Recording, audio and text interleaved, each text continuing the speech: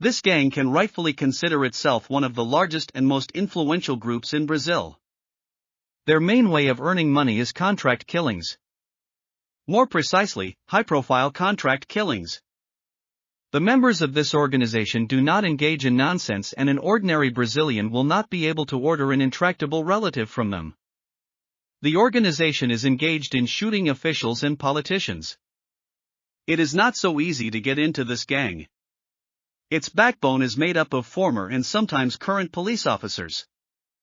Contract killings are, of course, great, but you can't feed yourself with the income from one killer. Therefore, Escritorio do Crime dips its fingers into all the criminal pies it can reach: drug trafficking, extortion. The roots of this gang should be sought in the distant past, in the mid-1960s. Life in Brazil was hard at that time. General Castelo Branco, who took over the country, clearly understood that only a military dictatorship could help him stay in power. Branco was vitally dependent on the death squads that persecuted all dissenters from the new government. Not everyone agreed with this state of affairs. In the poor favelas, militia units began to form. These poorly armed units tried to protect local residents from the ubiquitous squads. Sometimes it worked well, but more often, not so much. In the late 1970s, when the dictatorship's oppression began to wane, former militia members switched to new activities. The defenders of the favelas began to blackmail their former victims, demanding money from them. By the early 2000s, these groups had expanded their territories quite a bit.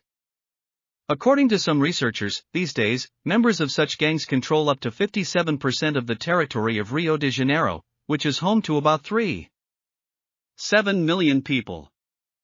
Escritorio do Crime was finally formed only by the mid-2000s.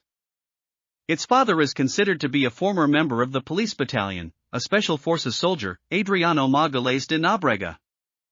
Captain Adriano, as he was called by his colleagues and then by gang members, lived a rather colorful life. Judge for yourself. In 2005, he was awarded a Senate Medal for Special Merits in Service. True, the award ceremony took place within the walls of the prison where Captain Adriano was thrown on charges of murder. The police already had a rich dossier on Adriano back then. From 2006 to 2009, he participated in at least 8 murders. Adriano did not commit his atrocities alone. He had a circle of close accomplices, including João André and Bator. Together, the trio committed a number of contract killings. But in 2016, João, whom some police sources considered Adriano's right hand, was killed. In August 2018, Marielle Franco, a member of the Rio de Janeiro City Council, in other words, the mayor's office, was killed. The official was not afraid to openly criticize the brutality of the police, with which they carried out their work in the local favelas.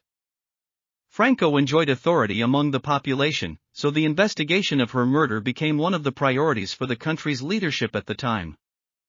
2 suspects, Rony Lessa and Elcio de Queiroz, were arrested in March 2019. According to investigators, Lessa, a former police sergeant forced to leave the service after being seriously wounded, shot Franco, and Elcio was the driver.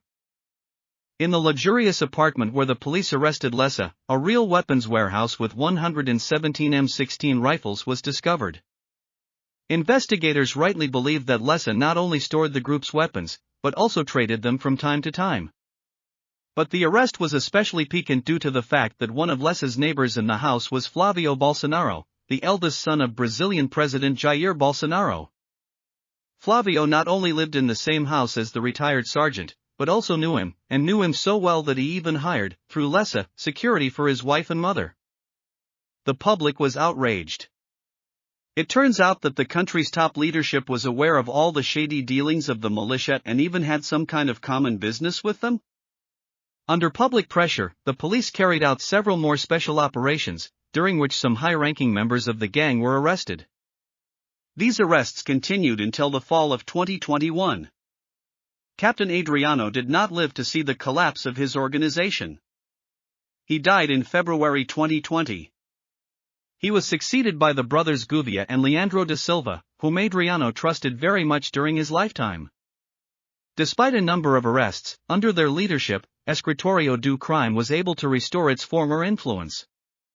Without forgetting about drug trafficking and other, traditional illegal ways of earning money, the gang also mastered new tools for enrichment.